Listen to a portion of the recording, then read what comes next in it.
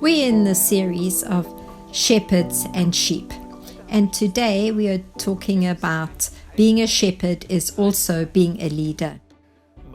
Sometimes when we have that picture of a shepherd, we think of a person who's very loving, who strokes us, who's always there to listen to us, to listen to our problems, then they pray with us. Maybe they give a good message, and that's it. And when we think of a leader, we think of another type of person, someone who goes ahead, who is a bit demanding, someone who leads us. But today we want to see that these two pictures are actually one picture. And when we are wanting to be shepherds, it means also that we have to lead. Psalm 23 Verse 2, He leads me. He makes me rest in green valleys. He leads me to fresh water.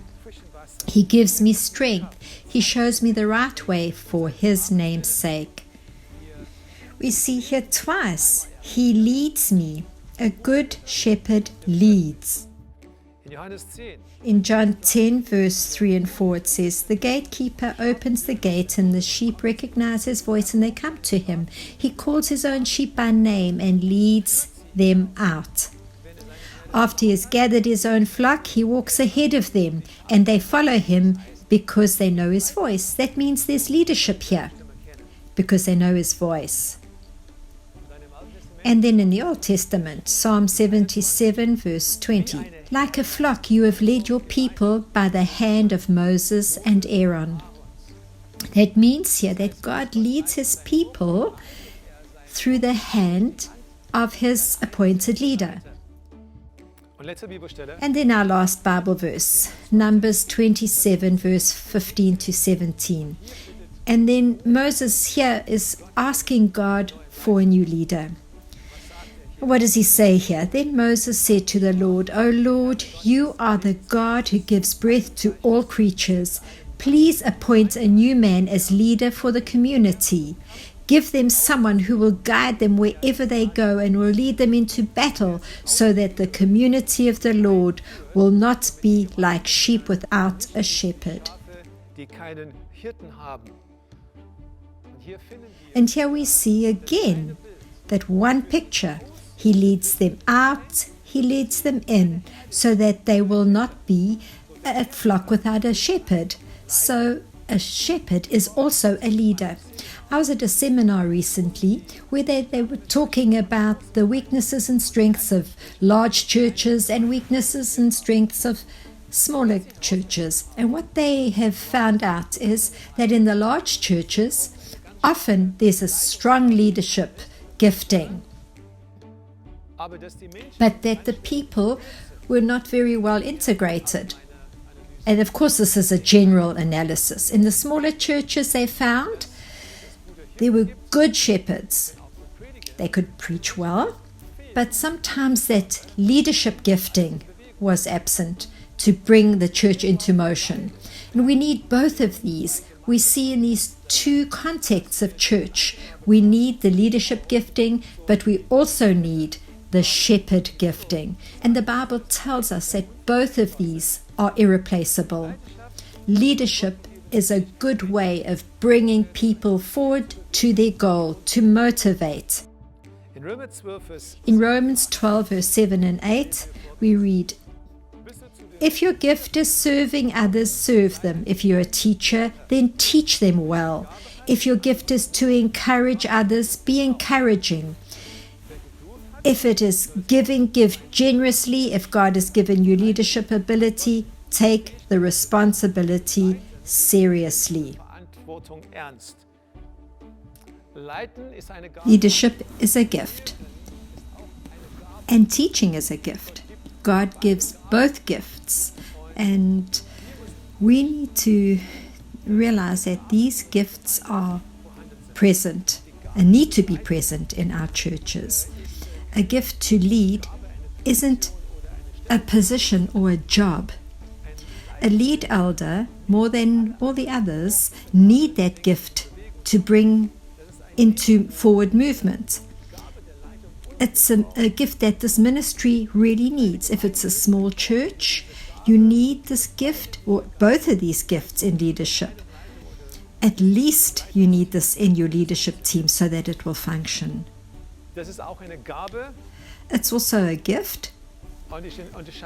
And I want to differentiate between the gift and the character of a person. You can have the gift, but maybe not the character. And sometimes we meet people, even Christians, who have a gift to lead, but they are disqualified because of their character that supports this gift. And I always find it so sad when I find this. This person, we wouldn't want to bring in as an elder in our church. And leadership is also a gift, independent of style. It varies depending on personality and context. We can't say that a leader is always an extroverted person and the introverted person can't be a leader. No, we can't say that. We have all kinds of leaders that can lead and have this gift, and it is independent of style or context. And leadership gifts are necessary for developing strategy, direction, movement, and a strategy is so important to build structures. If we're wanting to build buildings or we want to employ people and so on, we don't need a teacher. We need far more a leader who says, this is the direction we are moving in. If we're wanting to reach the lost, then we don't need a gifted teacher. We need a leadership that brings this into role. If we want a visionary, we need leadership gifting for that area. And so, to end, we need a balance between leading and teaching. They're both important. They're both gifts that we need to have in our church. So I focused a bit more on the leadership gifting because that is often underplayed in a lot of churches, and I feel you need to look for this in your church and that you deal with this. And you could say, I'm not just called to lead, but also to be a teacher and a shepherd. And if you want to release this leadership gifting, you certainly need to release new impulses, and your church needs this. In 1 Peter, we see 1 Peter 5 that we need leaders without them lording over the people. You'll see this throughout our series. And I say this again, lead but don't lord over. And so 2 questions to end with. Number 1, perhaps a question for your team. Is the emphasis in your church on teaching, or is the emphasis on leading? Or do you have a good balance here between the two? Think about this. How does this look in your church? And secondly, question for you personally if you're a leader. Do you emphasize teaching, or do you release your teaching gift? Maybe you've forgotten or neglected your leadership gift.